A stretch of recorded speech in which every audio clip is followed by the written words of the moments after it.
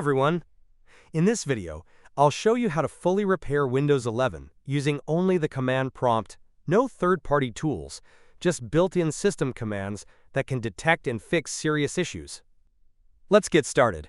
Open the Start menu, type CMD, then right-click on Command Prompt and choose Run as Administrator. In the command window, type SFC/scannow. Press Enter. This will scan your system files and automatically repair any corrupted ones. Open a new CMD window as administrator again.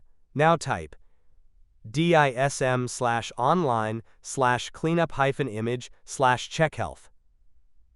Press Enter. This checks if your Windows image is flagged as corrupted. In the same CMD window, type DISM/online/cleanup-image/scan-health. Press Enter.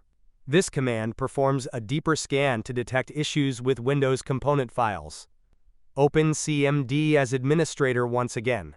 Type the following: DISM/online/cleanup-image/restore health. Hit Enter.